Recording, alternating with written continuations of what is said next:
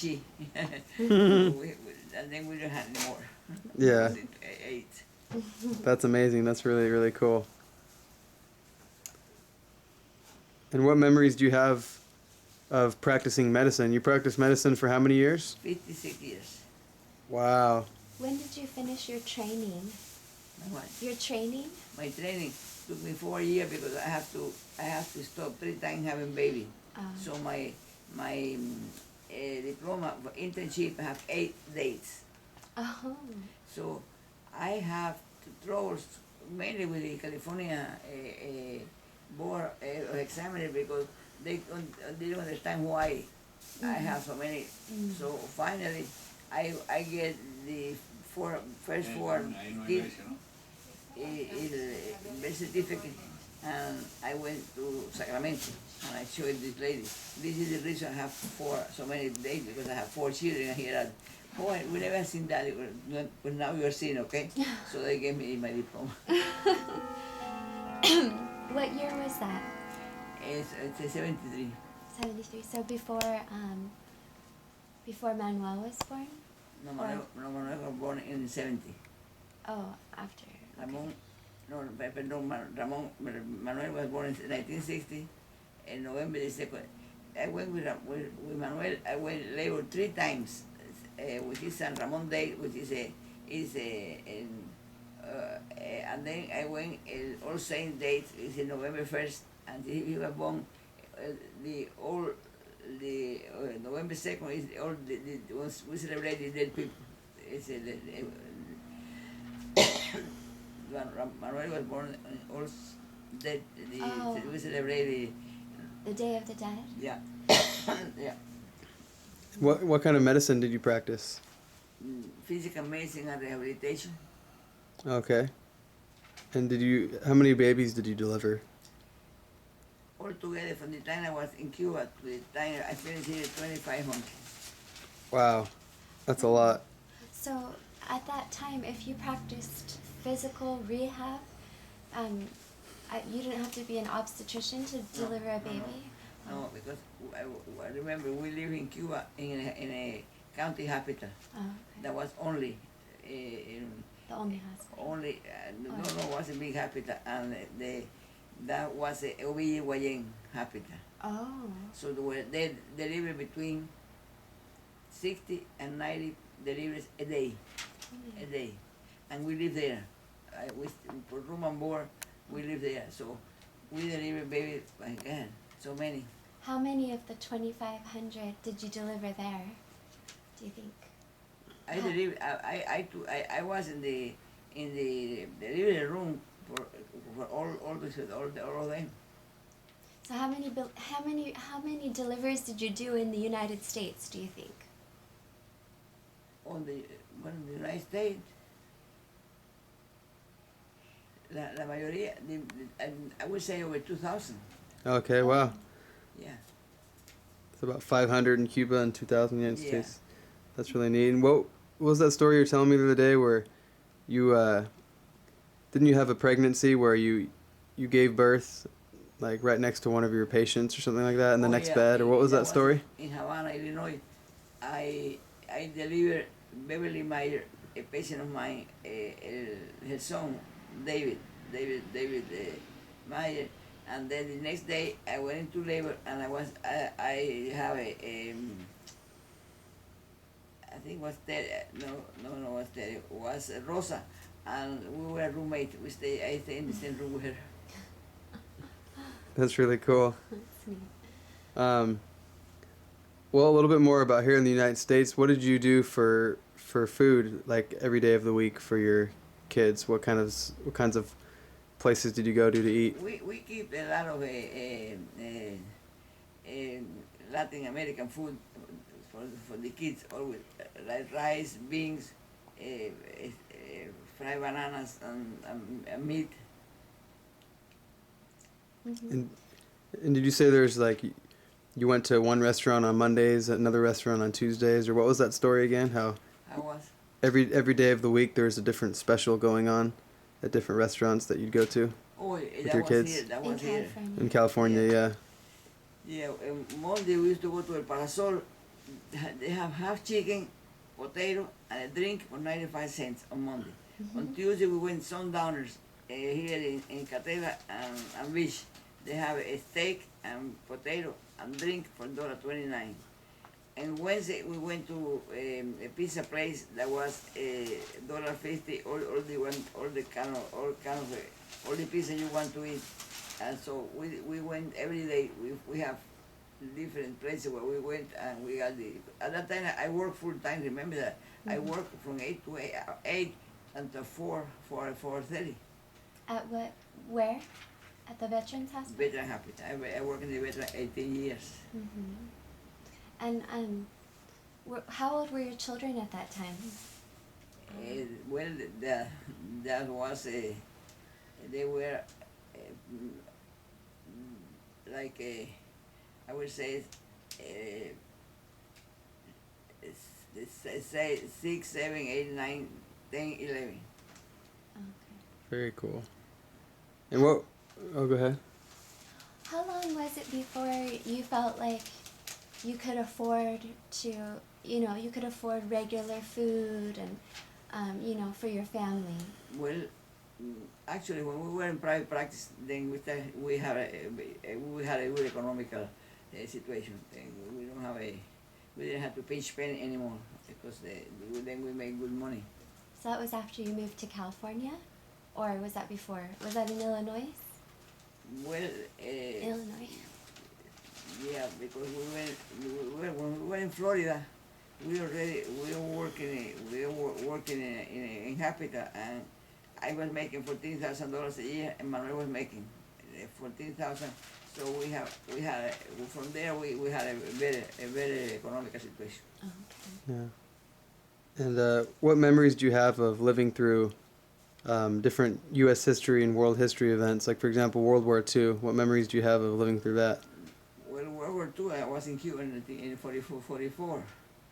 Después, I was here in the veteran administration with the Vietnam War, and we were the veterans that got hurt in the war went to Portland in Oregon and came over to the VA Habitat and then came to us. And we have a large amount of disabled veterans, a large, very. Every day we have 4, 5, 6 they flew them from Oakland to Long Beach. And Wow. we did a lot, many veterans. Many. And how about when we landed on the moon? Do you remember that? Oh yes, we were camping in San Diego. When they landed in the moon, we had a small television in the motorhome, and then we were watching to see when the Aldrin put the first foot on the moon. He said his famous phrase. He said his famous saying. I don't remember exactly. One step for man. Yeah. Yes. One small step for mankind, one Giant step for mankind. Where's One the- small step for man, one giant leap for mankind, or something like that. And we understand that you like baseball. You have an Angels hat on, but we know that you're a Dodgers fan. Can you tell us of the story of Fernando Valenzuela? I know that he was. 1981, when Fernando came, Fernando Mania was a revolution in baseball. He came, I remember the first time they were playing, the Yankees were playing here, and the game was tight, and Reggie Jackson, which is a very good hitter, came to bat, and then the manager of the Dodgers, Tommy Lasorda, asked Fernando to come and pitch to Reggie Jackson. And we never had seen Fernando, okay? And I said, my God, he's going to pitch to Reggie Jackson, which is the best here he is striking out. Fernando. And that was Fernando Mania. From there on, Fernando did very outstanding, very well. He had some no-hitters, right? Yeah. That's amazing. When did you start loving baseball? Since I was little one, we were in like a 6th, 7th grade, and we have in that small town in Cuba, we had a baseball team, and then we played. We didn't have we have a very little equipment, but I remember playing baseball that early. Wow. Did you play in college too? Oh yeah, Yeah. in the University of Havana. That's really neat. They had a very good team, very good, outstanding team. Oh. And then I was pitcher and third base, and they want to take me to Fort Lauderdale with the American team. My father says, no, you are not here to be a baseball player. You are here to be a physician. And then I was so mad to my dad because I couldn't go to Fort Lauderdale, and that was like in 47 or 48. Oh wow. Huh. Well, what's your memory of your first grandchild being born, of Jimmy? Jimito. Oh, Jimito. Jimito was born here in Los Alamitos. Yeah, he was born in Los Alamitos. And then, yeah, he was born in Los Alamitos. And his other grandma, Belia Contreras, and I were there. And we thought that he was so beautiful. But later on, years, even now, he wasn't pretty at all. Because he was very black, very dark. Okay, and he was wrinkled. And but at that time, we thought that he was so beautiful. And now we realize that he was, okay. Mary and I, we laugh when we get together, we laugh about that because we were so excited about being so beautiful, and he wasn't. Well, he's beautiful. He's a beautiful man now, huh? Now that he's older. Yeah. That's funny. How about Melissa? You remember her memory from her? Melissa also was born there, and she always being very white and very pretty, Melissa. Yeah. How about who is next? Me. Do you have any? What memories do you have of me as a baby or a little boy? Yeah, your mother went to Hawthorne where we were practicing medicine, and there was a doctor, Esteban, was his name. I don't remember the last name. Delivered you, and Terry had a very rough delivery because he said the mouth of the uterus broke down. They had to sew her, and I was very rough delivery. You, yes. Well, you were a very pretty baby too. You were. Yes, definitely you were. Very cool. How about after that was Christina? Titi, supposed to be born January 6th, but Jimmy wanted to now he says no, but at that time he says, I want to deliver before the end of the year so I can take that for my income tax. Now he says no, but he did that time. So she was born late December 31st. December 31st. Wow. How about Joshua? Joshua was born here in Los Alamitos. I'm Mhm. pretty sure. Yeah. He was a cute little baby too, I'm sure. Yeah. Oh yeah. And then after Josh, who was next? Erika, right?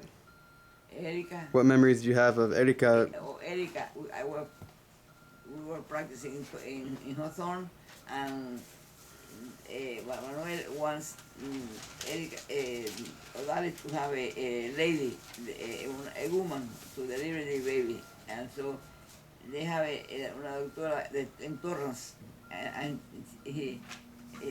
she was delivered in Torrance Memorial Hospital in Torrance, Erika. And how about David? What memories do you have of David? He was the next one. David was born in the same place with this Doctora Burini. Doctora Burini is a lady named Burini, Burini, and he was delivered there. And so Monica. Monica too. They all were delivered in Torrance. I remember they were very cute babies. They would always dance around during the Christmas shows, and everybody would laugh. And oh yeah, your mother have all the shows, the Breton shows, all. Your mother have all. on tape, yeah. At one point, Erika was the baby. Erika 25 today. Erika was the baby in the first, one of the first show that we made. Oh. Yep. Wow. And then, what memories do you have of little Ray being born? Little Ray, let me think. Little Ray. Little Ray and Marty and Carlos and Daniel. They're all cute kids too, huh? Yeah, they were all four. And then Jennifer And then, no, Jennifer. and Casey. No, Jennifer, Becky adopted Jennifer when Right. she was 3 years old. And and then, who else coming now? Casey. Eh? Casey. Oh, Casey. You know, Casey, we were told because we couldn't go there and no, Mara is very to herself, and we couldn't go to the delivery or nothing like that. No. But he's a cute baby too. Oh yeah. And I know with the Barcelona kids, we've all had a fun time getting to know them, especially once they moved back here to California with little Ray and Marty and Carlos and Daniel. They've all been really, really cute kids, huh? Yeah, they are. They are all four. Where did they live before? They lived in Palo Alto when Ray was getting his law degree, and then they lived in Washington, D.C. while he was practicing law for a few years, and then they came back here. Yeah. And you know, little Ray was born in a very small town. I don't know who it happened that they Maria went into labor passing by that town, and there he knows the name. He tell you I was born in town. It's a very small town in northern. Oh wow! Yeah. And what are some of your favorite places you've traveled to in the world? Oh my God! Spain, and France. Yeah, those are your favorite places. Yeah. What are some other places you've traveled to? We have traveled to Greece, to we have traveled a lot. Mexico, Yeah. Hawaii. In 1976, we went to Hawaii for 2 months, and we brought. Ramon was already born. Ramon was 6 years old. Maria was 7, and I did the rehabilitation of a patient, Vernon Alo, who is Hawaiian. His wife died, so when his house in Hawaii was empty, so we went for two months in 1976. Hablen bajito, por favor. And then we went to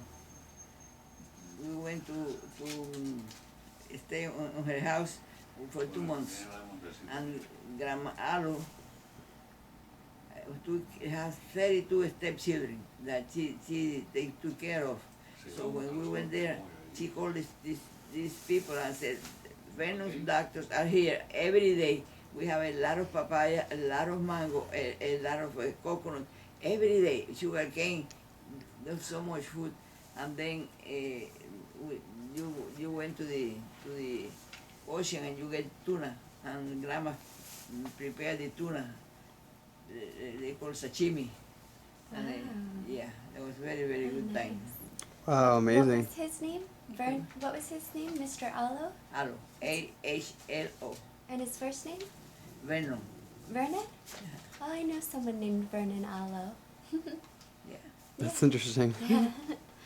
What are some of your... What's that? Oh, no, I just saw him this morning. Oh, that's funny. I wonder if it's the same person. What are some of your memories of going... Because I know that I've heard that you used to take all 8 kids in your motorhome you had to Tijuana every weekend. What are some of your memories of going there? On Friday, we pick up the kids from school, and we drove to Tijuana and Ensenada. And your mother was very funny. Your mother was only maybe 7 or 8. And when we got to Tijuana, she started jumping. I want Corona. She took a little bit, and she went to sleep. Anyway, but Terry was very, very funny. So we went to the park in Tijuana, There was an old lady there that we went with her all the time. We buy over 40 tacos, okay? And she only want to charge like maybe for $4 or $5. We usually get $20. I said, no, you keep the difference, okay? And then we went to the Playa de Tijuana, and we ate there, and we had milk and soda and Coke.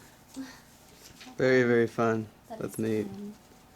And going back a little bit, what are some of your memories of Castro and the revolution? And We we live in Manitou, Illinois. We had to listen to Castro on the mountains. He had a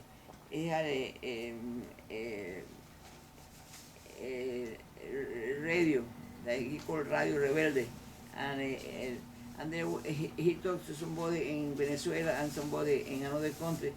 Once era Indio Azul, with different names before they came down to Havana. But a lot of people believe that he was going to be okay. It happened to be that he hasn't been what we thought he was going to be. yeah, but there are good ideas of equality and things like that, right? Mm-hmm. And just one final question for today. Thank you so much for taking all this time. What are some words that you'd want to say to future generations? Like, pretend that my kids and my grandkids are watching this one day. What words would you want to say to them? To be sure that try to raise up and do as the same way that your parents and grandparents did, because I think the whole Breton, Filson, Contreras, they have done very, very, very well, and you have to be proud and try to imitate your background. Well, thank you so much. We're very proud to come from you guys, and we're very thankful for all the hard work that you've put in and the legacy that you have with so many family, and it's a big blessing to be a part of that. So thank you so much, and appreciate it, and look forward to doing some more another time. Okay. Okay, bye-bye. Bye bye.